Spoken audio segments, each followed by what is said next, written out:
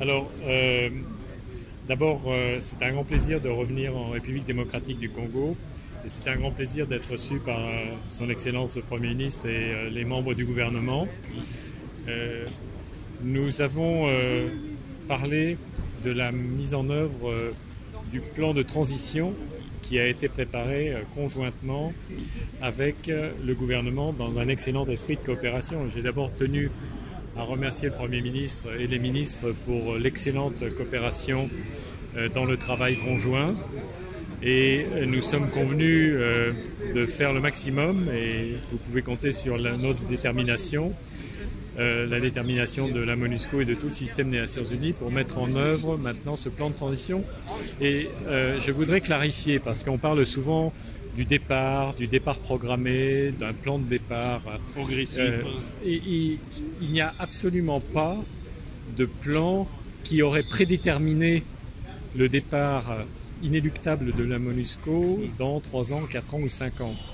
Parce que ça, ce serait un calendrier artificiel détaché de l'évolution des conditions dans le pays, de la réalité du pays.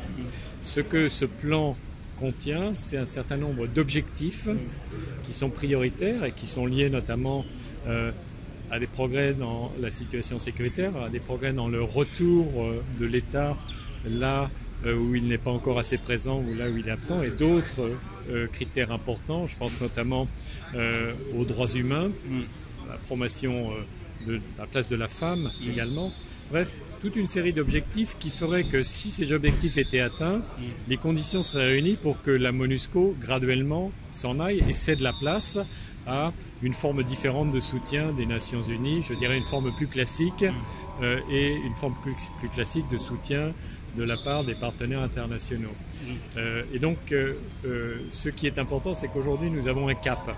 Nous voulons travailler ensemble sur ces objectifs qui sont vitaux au regard de l'objectif central qui est la promotion de la paix, de la stabilité, de l'ancrage démocratique en République démocratique du Congo.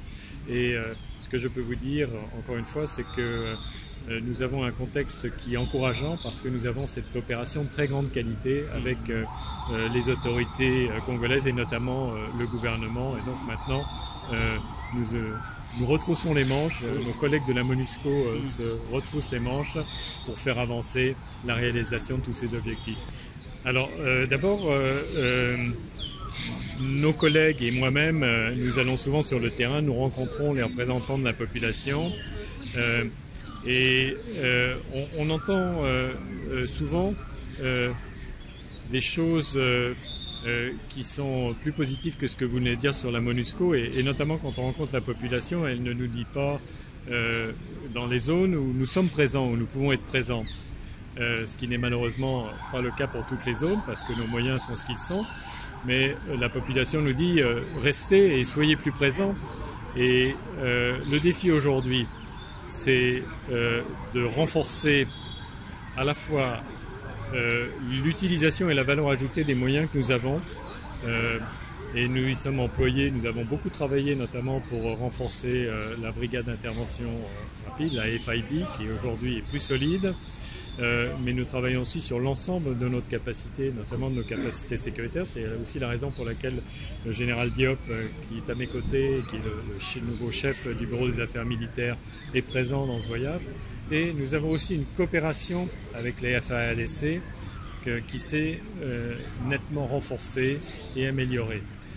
Il y a aussi des efforts à faire du côté de la réforme du secteur de sécurité, notamment des réformes nécessaires, indispensables pour les FARDC, parce que établir durablement un climat de sécurité renforcé dans ces zones, ça veut dire faire en sorte que les FARDC puissent assurer une présence permanente, notamment dans les zones qui sont reconquises sur les groupes armés après les interventions conjointes. Tout le monde reconnaît qu'il y a des efforts à faire dans ce domaine. Nous en avons parlé encore avec le chef du gouvernement lors de cette réunion. Ça fait partie des chantiers qui sont prioritaires et sur lesquels nous sommes aussi en mesure d'appuyer avec les autres partenaires de la République démocratique du Congo les efforts. Donc, je crois qu'aujourd'hui nous avons une dynamique qui est encourageante. Les défis sont encore présents, bien entendu, mais une dynamique qui est encourageante. Donc ce qu'il faut, c'est la poursuivre, la renforcer.